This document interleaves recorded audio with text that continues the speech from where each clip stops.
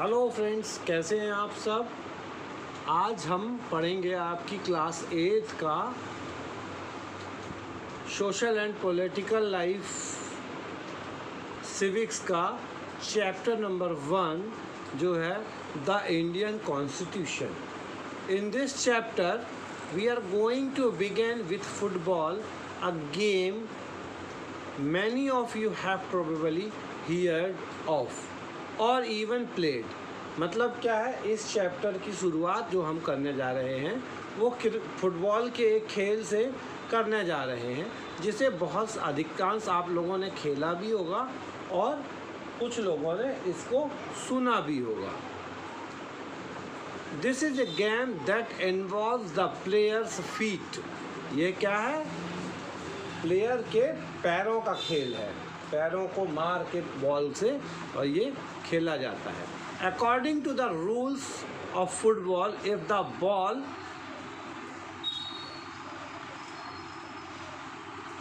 Touches the arm of any player except the goalkeeper. इसमें क्या होता है कि यदि आपकी जो बॉल है आपके किसी बॉडी के पार्ट से टच होती है, हाथों से टच होती है गोलकीपर को छोड़ के, then this is considered a foul.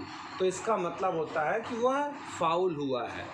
So if player start holding the football in their hands and passing it around, then they are not playing football any more. Similarly other games such a hockey और a cricket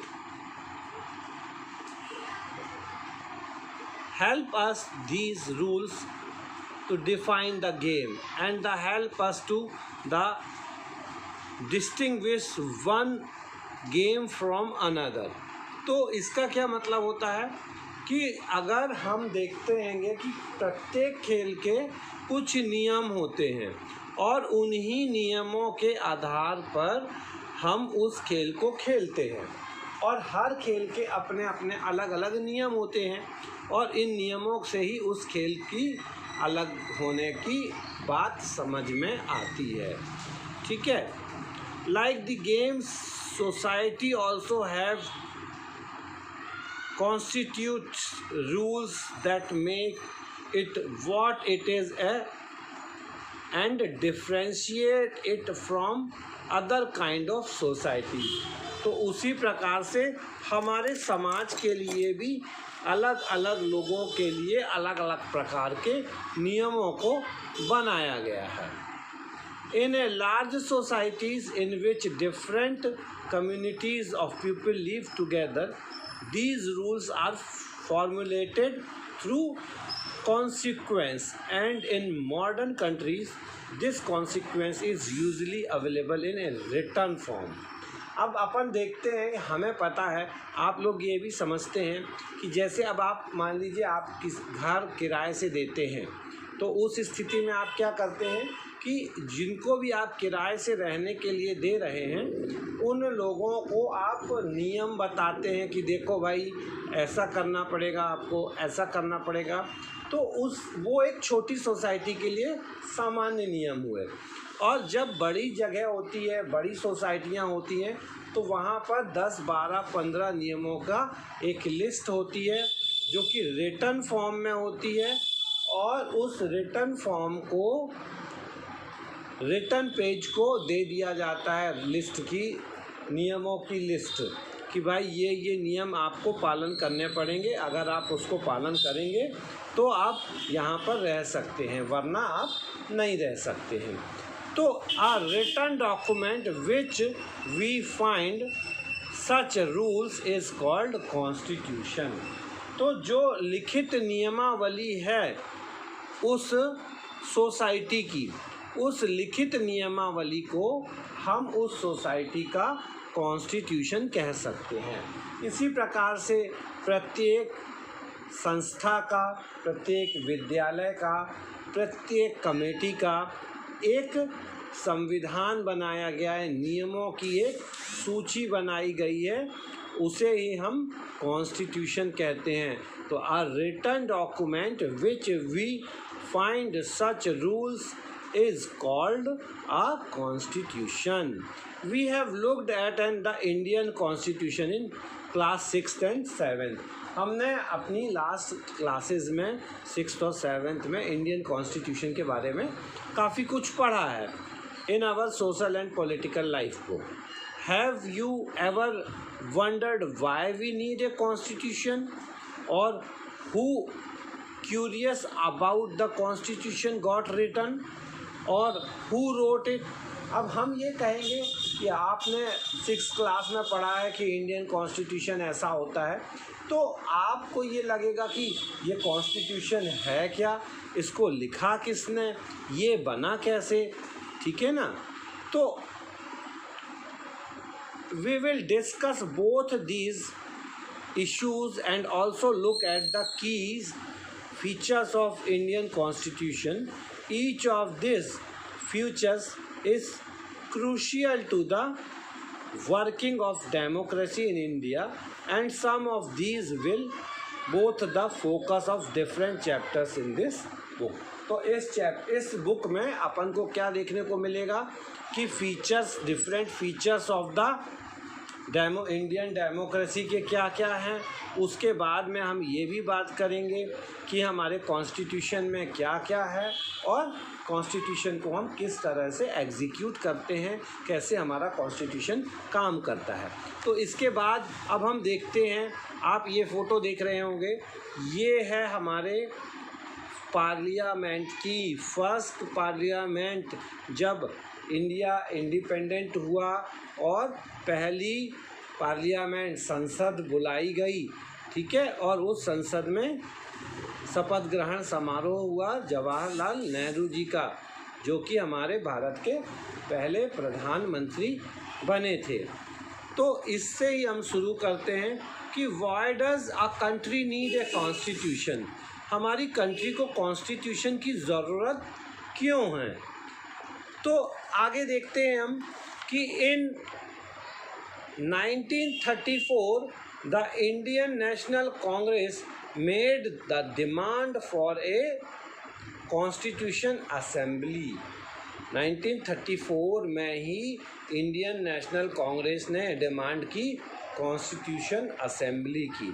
during a second world war this assertion for an independent constituent assembly formed only Indians gained momentum, and this was conveyed in December 1946। मतलब क्या हुआ कि 1934 में हमारी Indian constitution, Indian national Congress ने ये request करी कि भाई हमें कॉन्स्टिट्यूशन चाहिए है, संविधान चाहिए है, क्योंकि अब हमारा देश आज़ाद होने वाला है। परंतु कॉन्स्टिट्यूशन पे काम होता रहा, कॉन्स्टिट्यूशन पे काम चलता रहा, और हमारा भारत 15 अगस्त 1947 15 अगस्त 1947 को हमारा देश आज़ाद हो गया।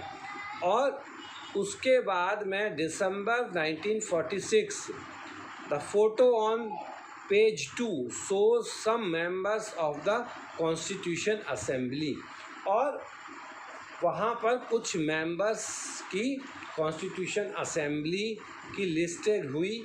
और उसके बाद 46 एंड नवंबर 49, और उसके बाद 15 अगस्त के बाद जब हमारा 1946 को 15 अगस्त 1947 1947 को हमारा देश आज़ाद हो गया, तो कॉन्स्टिट्यूशन पे लगातार काम चलता रहा। कॉन्स्टिट्यूशन असेंबली बन चुकी थी 1946 में, और फाइनली 26 जनवरी को 1949 में constitution assembly draft a constitution for independent India, और 49 में हमारा जो कॉन्स्टिट्यूशन है इंडिया का वो ड्राफ्ट हो करके तैयार हो गया। Free to shape their destiny at least after 150 years of British rule, क्योंकि हमको मालूम था कि हमारा ब्रिटिश ने 150 साल हमारे ऊपर राज्य किया है, तो उनके राज्य के कारण हमारी स्थिति बहुत ख़राब हो चुकी थी, इसलिए हमें कॉन्स्टिट्यूशन की बहुत ज़रूरत थी। Constitution assembly approached this task with the great idealism that the freedom,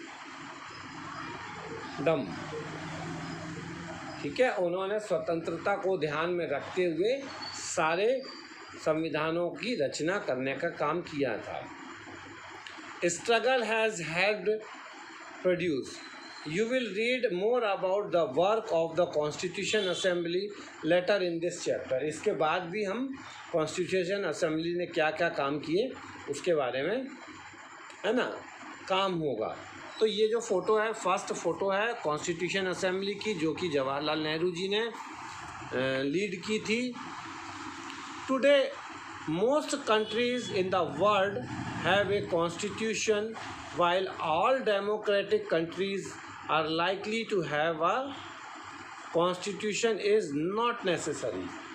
बहुत सारी कंट्रीज़ के पास तो अपना खुद का कॉन्स्टिट्यूशन है, लेकिन बहुत सारी कंट्रीज़ के पास अभी भी अपना खुद का कोई कॉन्स्टिट्यूशन नहीं है या वो डेमोक्रेटिक नहीं है। The constitution serve several purposes, बहुत सारे उद्देश्यों में इस कॉन्स्टिट्यूशन की मदद मिलती है। First, it lays out certain ideals that form the basis of the kind of country that we are citizen aspire to live in, है ना, हम जिस देश में रहते हैं वहाँ पर रहने के लिए हमारे क्या क्या चीज़ें हैं, क्यों हम वहाँ रह रहे हैं, इन चीज़ों की व्याख्या भी हमको कॉन्स्टिट्यूशन के आधार पर पता चल जाती है। और put another way, a constitution tell us about the fundamental nature of the society is, और वहाँ के कॉन्स्टिट्यूशन को आपने अगर पढ़ लिया है तो आपको ये पता चल जाएगा कि उस कंट्री की जो फंडामेंटल नेचर हैं, सैद्धांतिक, फंडामेंटल नेचर यानी सैद्धांतिक जो नियम हैं वो कैसे हैं, और उसके बाद आप वहाँ पर रह सकते हैं कि नहीं रह सकते हैं, इस चीज़ के लिए आप अपनी तसल्ली कर सकते हैं। A country is usually made up of different communities of people who share certain beliefs but may not necessarily agree on all issues. अब प्रत्येक कंट्री में जो है अलग अलग जाति धर्म के लोग रहते हैं, और वो लोग के जो विचारधाराएं हैं, बिलीव्स हैं, वो हर बात के लिए एग्री हों ये कोई ज़रूरी नहीं होता है, ठीक है ना। तो a constitution help serve as a set of rules and principle that all persons in country can agree upon as the basis of the way in which they want the country to be governed. तो constitution क्या कर देता है, वो मदद कर देता है कि हाँ भाई ये नियम सिद्धांत बनाए गए हैं और इन्हीं पर आपको रह कर के, इन्हीं को मान करके आपको काम करना पड़ेगा। यदि आपको पसंद हो तो आप यहाँ पर रहें, और नहीं तो आप यहाँ पर ना रहें। This includes not only the type of government but also an agreement of certain ideals that they all believes the country should uphold. तो ये क्या करते हैंगे, इधर इन सिद्धांतों में क्या होता है कि गवर्नमेंट के क्या क्या नियम हैं ये बस नहीं है, और उसके अलावा भी बहुत सारे सिद्धांत हैं जिनको कि कंट्री मानती है और उन सिद्धांतों को लागू करने की क्षमता रखती है। Let us try and understand what we mean by this through two countries, two contrasting situations in the recent history of Nepal. चलिए तो अब हम देखते हैं कि नेपाल में क्या हुआ था, क्या एक कंडीशन हुई थी। इसके लिए अपन को पहले ये चीज़, इस आर्टिकल को पढ़ना पड़ेगा, जो एक छोटा सा आर्टिकल यहाँ पे दिया गया है कि नेपाल में किस तरह से क्या हुआ था। The country of Nepal has witnessed several peoples struggle for democracy. There was a people's struggle in 1990 that established democracy that last 12 years until 2002. In October 2002, King Gyanendra, citing the Maoist uprising in the countryside as his reason, began taking over different aspects of the government with the army assistance. The king then finally took over as the head of the government in the February 2005. In the November 2005, the Maoists joined another political parties to sign a 12-point agreement. This agreement signed to the large public and immediate return to the. हमने देखते हैं कि नेपाल में किस तरह से सत्ता परिवर्तन के लिए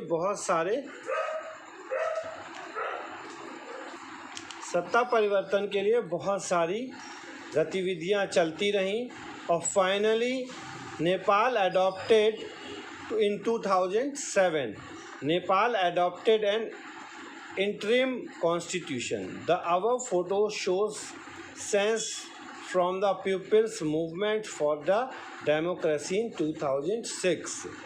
तो 2006 तक वहाँ पर डेमोक्रेसी के लिए लड़ाई चलती रही और 2007 में नेपाल ने इंटरिम कॉन्स्टिट्यूशन अडॉप्ट किया. तो इसी बात को यहाँ पर हम आगे डिस्कस करने वाले हैं कि Nepal was a monarchy. The previous constitution of Nepal, which had been adopted in 1990, reflected the fact that final authorities resettled with the king. A people's movement in Nepal fought for several decades to establish democracy, and in 2006 they finally succeed in putting an end of the power of the king. Now the people have to write a new constitution to establish Nepal as a democracy. तो 1990 के बाद से नेपाल में democratic के लिए लड़ाइयाँ चलती रहीं, ठीक है. लेकिन हुआ क्या, फाइनली 2006 में नेपाल से राजाओं का शासन ख़त्म हुआ और वहाँ पर डेमोक्रेसी स्टार्ट हुई. उसके पहले सेना का शासन चलता रहा. द रीज़न दैट सेना का शासन और राजा का शासन चलता रहा. The reason that they do not want to continue the previous constitution is because its does not reflect the ideals of the country that they want Nepal to be and that they have fought for. तो जो constitution पहले बनाया हुआ था उस constitution के आधार पर लोग वहाँ पर सुखी नहीं थे, वहाँ के लोगों को सुकून नहीं मिल रहा था और वो अपना जीवन यापन सही तरीके से नहीं कर पा रहे थे. इसीलिए ये नए कॉन्स्टिट्यूशन की लड़ाई चालू हुई और फाइनली 2006 में नया कॉन्स्टिट्यूशन बना जिसके लिए लोग लड़ रहे थे. In the game of football in which a change in the constitutive rules will change the game all together. तो जिस तरह से हमारे संविधान के डिफरेंट नियमों को बदला जाता है उसी प्रकार किस प्रकार से हम नियमों को बदलते हैं, जैसे फुटबॉल के खेल के नियमों को यदि बदल दिया जाए तो क्या होगा, खेल ही बदल जाता है ना. कि अगर अब पूरा ये खेल हो जाए कि फुटबॉल को हम कैसे खेलें, हाथों से पटक पटक के खेलें, तो वो फुटबॉल ना रह कर के कौन सा खेल बन जाएगा. वॉलीबॉल बन जाएगा। Nepal by moving from a monarchy to democratic government need to change all its constitutive rules in order to usher in a new society. This is why the people of Nepal are in the process of writing a new constitution for the country. तो क्या है, पहले monarchy system चलता था। अब उस monarchy system से peoples ने, लोगों ने जब संघर्ष किया तो डेमोक्रेटिक गवर्नमेंट बनी, और डेमोक्रेटिक गवर्नमेंट बनी तो वहाँ के लोगों ने मिलकर कॉन्स्टिट्यूशन के नियमों में साथ दिया। लिखने, नियम बनाते समय वहाँ के लोगों की आवश्यकताओं, ज़रूरतों और परेशानियों को, स्वतंत्रता को ध्यान में रखते हुए वहाँ का नया कॉन्स्टिट्यूशन तैयार किया गया। The second important purpose of a constitution is a define the nature of a country political system. अब कॉन्स्टिट्यूशन जो है वो निर्धारित करने से क्या होता है कि वो उस कंट्री की जो पॉलिटिकल सिस्टम है, राजनीतिक प्रक्रियाएं हैं, वो भी इसमें निर्धारित होती हैं। कैसे? For example, Nepals earlier constitution stated that the country was be ruled by king and his council of minister. जैसे कि पहले क्या था कि नेपाल में राजा का शासन होगा और राजा के मंत्रियों के द्वारा काम किया जाएगा। इन countries that have adopted a democratic form of a government or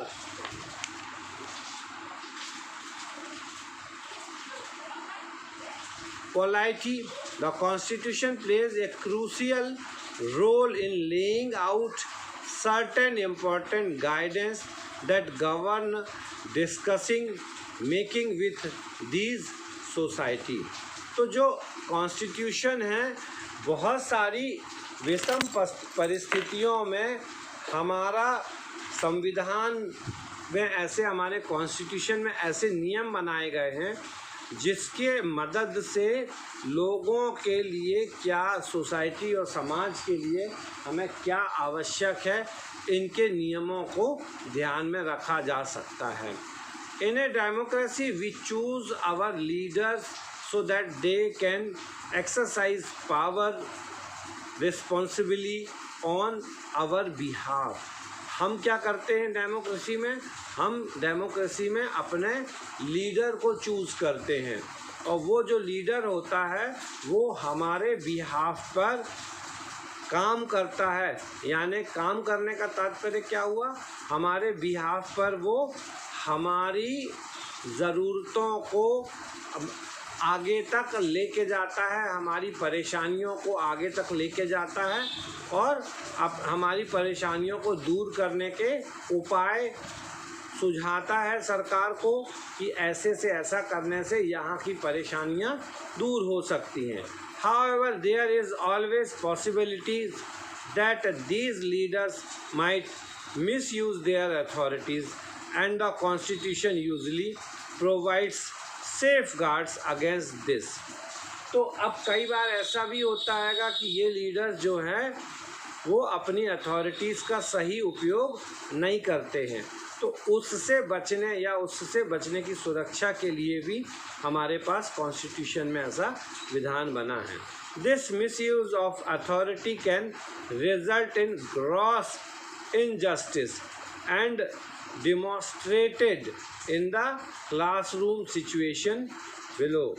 अब यहाँ पर जो हमारे लीडर्स हैं, हमारे जो लीडर्स जिनको हमने चूज़ किया है, और हम उनको, अगर वो लोग अपने पावर्स का मिसयूज़ करते हैं तो क्या परिस्थितियाँ उत्पन्न होती हैं, इसके लिए यहाँ पर एक क्लासरूम की एक एक्टिविटी बताई गई है, और उस क्लासरूम की एक्टिविटी से हम समझेंगे कि हमारे लीडर्स जो हैं वो किस तरह अपनी पावर्स का मिसयूज़ करते हैं। तो हम इस चित्र में देख रहे हैं एक क्लासरूम का situation.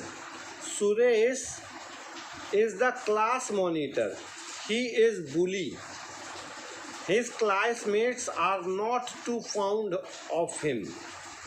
Miss Rao, the class teacher, has to leave the classroom on some urgent work. She asked Suresh to mind the class. Suresh starts picking on Anil. Anil, today I am going to report you to Mrs. Rao. But what had I done? तो अनिल को उसने torture करना, क्या जो सुरेश है वो सब बच्चों को बुली करता था, डराता था, धमकाता था, टॉर्चर करता था।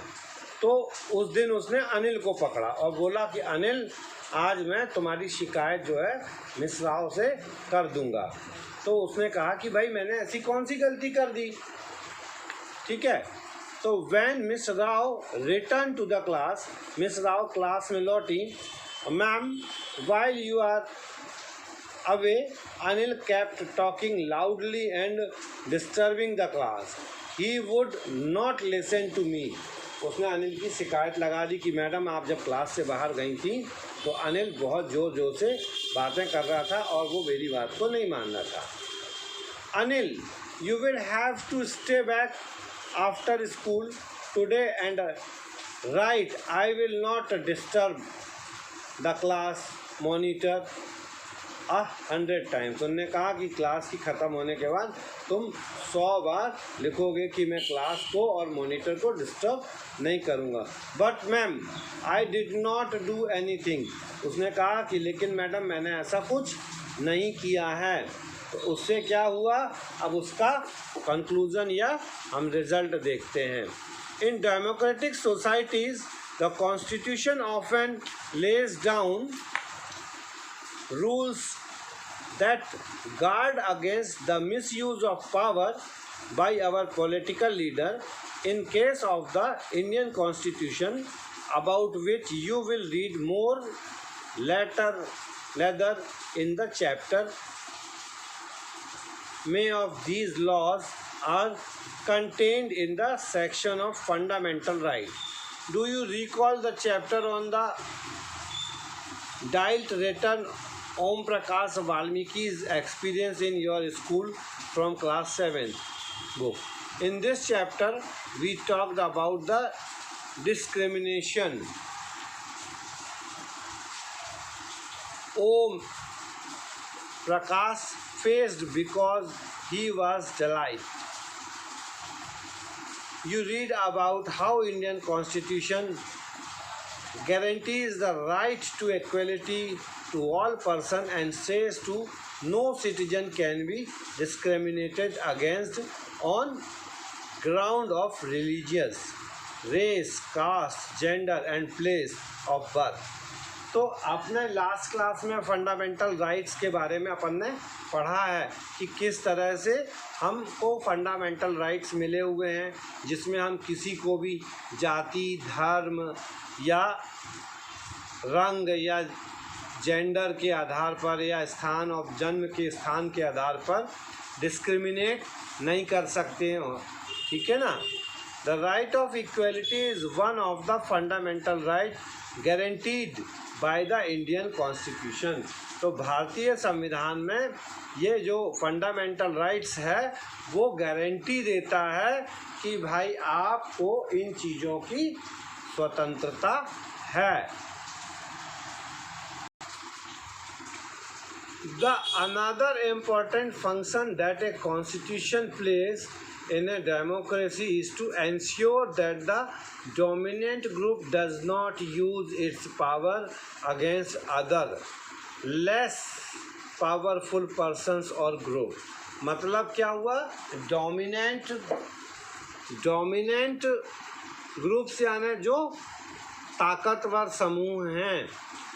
यहाँ पर हमारे कॉन्स्टिट्यूशन में ये भी एक संविधान बनाया गया है कि जो ताकतवर समूह हैं वो अपने से कम ताकत वाले लोगों को या समूहों पर अपना अधिकार नहीं दिखाएंगे, है ना, अपना पावर नहीं दिखाएंगे। The storyboard below's demonstration on such a situation in the class. वो अपन इस सिचुएशन को बाद में नहीं देखेंगे। मतलब ये है कि अधिक पावरफुल वाले जो लोग हैं वो कम पावरफुल वाले लोगों को के ऊपर कोई अधिकार नहीं जमाएंगे। ये भी हमारे कॉन्स्टिट्यूशन में बहुत स्पष्ट रूप से लिखा गया है या बनाया गया है। Such unhealthy situations can occur in democratic societies too। अब हमारी डेमोक्रेटिक सोसाइटी में बहुत सारी अनहेल्दी सिचुएशंस भी आती हैं। Where a majority can continuously enforce decisions that excludes minorities and go against their interest। यहाँ पर क्या होता है, कई बार ऐसी बहुत सारी विषम परिस्थितियाँ आ जाती हैं जिसमें मेजॉरिटी यानी बहुमत वाले जो लोग हैं वो माइनॉरिटी यानी अल्पमत वाले लोगों के लिए अगेंस्ट में, उनके हितों के विरोध में ऐसे बहुत सारे काम कर देते हैं जो कि नहीं होने चाहिए। As the above story board listed, every society is a prone to this tyranny of the majority। The Constitution usually contains the rules that ensure that minorities are not excluded from anything that is routinely available to the majorities। मतलब क्या है, मेजॉरिटीज़ जो के पास जो चीज़ें उपलब्ध हैं, routinely उपलब्ध हैं, उसके लिए वो माइनॉरिटी को वो नहीं कर सकता है कि नहीं ये तुमको नहीं मिले पाएगा। Another reason why we have a constitution is precisely to prevent this tyranny और domination by the majority of a minority. एक और कारण है जिसके कारण हम डोमिनेशन मेजॉरिटी और माइनॉरिटी का होता है। This can refer to one community dominating another। इसमें इसका कारण क्या है, एक कम्युनिटी, एक धर्म, एक जाति के लोग दूसरी जाति के ऊपर जो है वो डोमिनेट करने का काम करते हैं। इंटर कम्युनिटी डोमिनेशन और member of one community dominating other with the same community, that is intra community domination. इसका मतलब है कि एक कम्युनिटी दूसरी कम्युनिटी के ऊपर कोई भी डोमिनेट करने का काम नहीं कर सकती है, that is intra community domination. तो इस प्रकार से हमने देखा, अभी दो कारण देखे कॉन्स्टिट्यूशन बनाने के, ठीक है ना। एक तो मेजॉरिटी और माइनॉरिटी के बीच के डोमिनेशन की बात, दूसरा मेजॉरिटी और माइनॉरिटी के बाद एक जो लीडिंग पावर अथॉरिटीज़ हैं उनका अपने से नीचे लोगों को किस तरह से पावर का दुरुपयोग करते हैं। तो ये दो कारण देखे। अब हम आपकी अगली क्लास में तीसरा कारण देखेंगे कि कॉन्स्टिट्यूशन हमें क्यों ज़रूरी हो गया था। इसका एक और कारण हम आपकी अगली क्लास में देखेंगे। तब तक बच्चों ध्यान रखिए, घर पे रहिए, सुरक्षित रहिए, और जिन बच्चे ने